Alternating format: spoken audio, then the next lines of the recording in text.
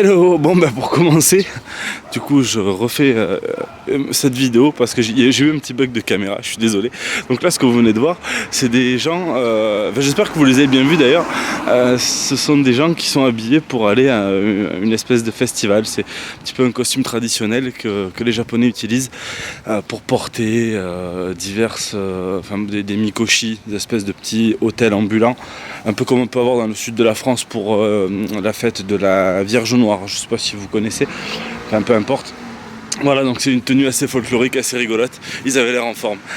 Cette vidéo pour répondre à plusieurs questions qu'on m'a posées sur YouTube et vous livrer ma petite impression suite à cette nuit sur Takayama. Donc là il fait relativement beau, ça doit se voir. Pas trop mauvais. Tiens, on va passer par là. On va essayer. Alors là j'essaye de trouver un petit marché local. Tout simplement pour voir un petit peu ce que ça donne par rapport à nos marchés provençaux, puisque oui, j'habite le sud de la France en règle générale, et puis j'aime bien les marchés, voilà. Et puis ensuite on ira au village d'Ida, qui est un village historique qui a été reconstruit à l'identique, on va dire, et préservé un petit peu comme un village musée.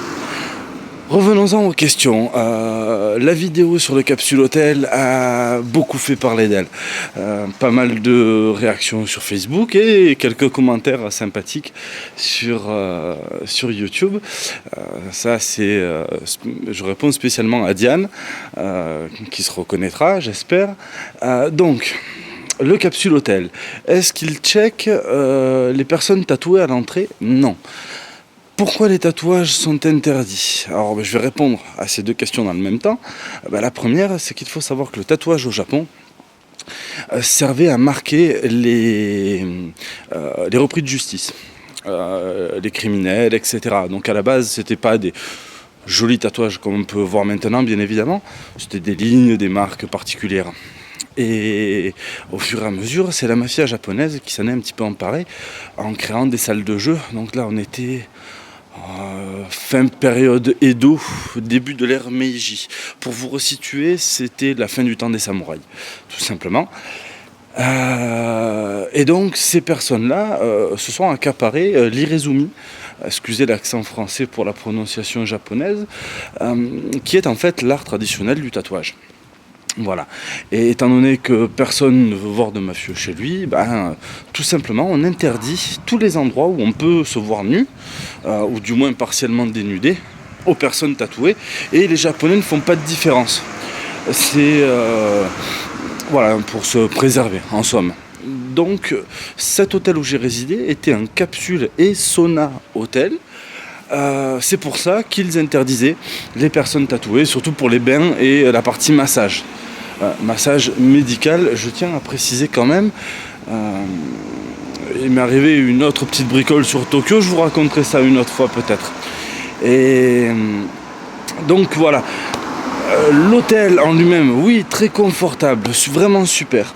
Le prix de la capsule, j'allais dire de la chambre. En fait c'est 2900 yens. Pour vous situer un petit peu, tiens, je vais vous montrer une autre petite particularité de cette ville, à savoir le musée des archives. Je cours parce que je traverse, musée des archives de la ville, qui est très très très joli. Regardez-moi ce bâtiment, puis je continue à parler. Donc le prix 2900 yens, à savoir 25 €. Alors c'est pas donné, surtout pour une capsule. C'est plus confortable qu'un Formule 1 français, ça je peux vous le garantir. Et à condition d'être seul évidemment, quoique la capsule était assez grande. Et voilà, donc c'est assez sympa ce petit musée. J'y suis passé hier mais je ne l'ai pas visité. Et il faut savoir que l'immobilier à Tokyo est excessivement cher. On est pour un appartement sur des prix qui vont entre le prix pour un T1, T2, l'équivalent d'un appartement aixois ou parisien. Donc c'est vraiment relativement cher. Et de nombreux Japonais, notamment les seniors, n'ont plus la possibilité de se payer un logement. Et de fait, ils vont vivre dans ces capsules hôtels parce que vous avez vu la partie capsule, mais vous n'avez pas vu la grande salle qui est juste avant les dortoirs où vous allez avoir plein de fauteuils, vous savez, avec le petit repose-pied qui se déplie, des grands écrans de télé et les gens qui passent leur nuit ici tout simplement.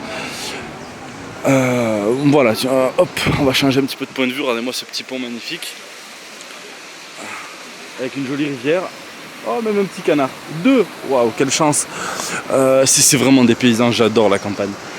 Et autre particularité, regardez-moi, je sais pas si vous voyez l'arbre juste là, peut-être, je ne vois pas sur l'écran, je suis désolé. En fait, ils le mettent en forme avec ses cordes. En fait, c'est une espèce de bonsaï, mais géant, enfin normal quoi. Où en étais-je? Donc voilà pour la partie capsule hôtel, j'espère avoir répondu aux questions. Pour la partie nourriture, la partie nourriture, les insectes, oui, j'ai goûté, mais alors pas au Japon, chez nous, en France, parce qu'au Japon, je pense pas que ce soit une spécialité locale. Et j'avais trouvé ça bon à l'époque, petit goût de cacahuète, c'était pas désagréable, j'avais pas tout goûté, juste des verres de farine et des petits criquets en brochette. J'avais trouvé ça sympa. Voilà, et apparemment il y a une petite fête qui se prépare aujourd'hui. Ça va être sympa. Je vais peut-être vous garder un petit peu en ligne si vous m'accordez encore quelques minutes. Juste derrière moi, vous avez une petite boutique de souvenirs où on achète en fait des porte-bonheur japonais. Voilà. Et oh oui, il doit y avoir une fête, regardez. Donc ça, ce sont des chariots. Les Japonais portent ça sur les épaules. Ce sont des gros ballots de riz. Voilà, les espèces de dorures que vous voyez dessus en frisottis, ce sont un petit peu une marque sacrée si vous voulez. Je trouverai le terme exact et je vous expliquerai ça. Et donc, un petit peu plus loin,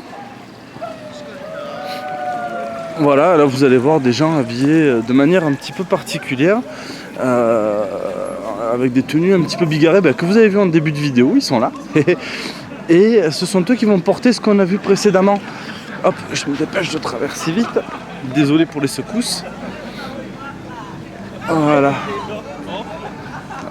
Bon, il y a aussi pas mal de touristes. On va essayer de faire le tour.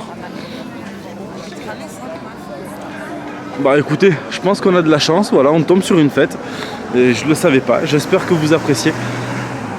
Voilà, donc sinon pour la petite anecdote, j'ai pas beaucoup dormi cette nuit. Ce matin, ça a été assez tendu. Enfin, toute la nuit, j'ai enfin trouvé quelqu'un qui ronflait plus fort que moi.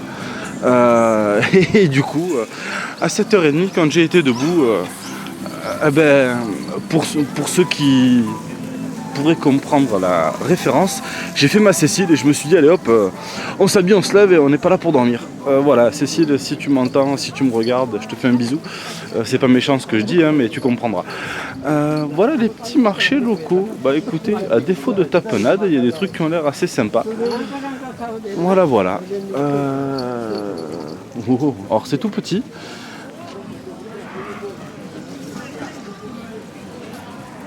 Mais ma foi.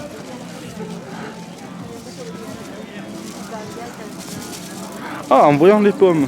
Je me rappelle la dame hier qui m'a appris comment on le disait en japonais. Je vous expliquerai ça un de ces quatre. Voilà, bon bah écoutez, je vais vous laisser sur ces images de préparatifs de fête. Je vais essayer de voir un petit peu ce qui se déroule. Je vous ferai d'autres vidéos. Je vous fais un gros bisou et je vous remercie de me suivre bon voilà, tous les jours quand je poste mes vidéos. Ça me fait très plaisir de vous faire partager ça. Passez une bonne journée et je vous dis à tout à l'heure pour une autre vidéo.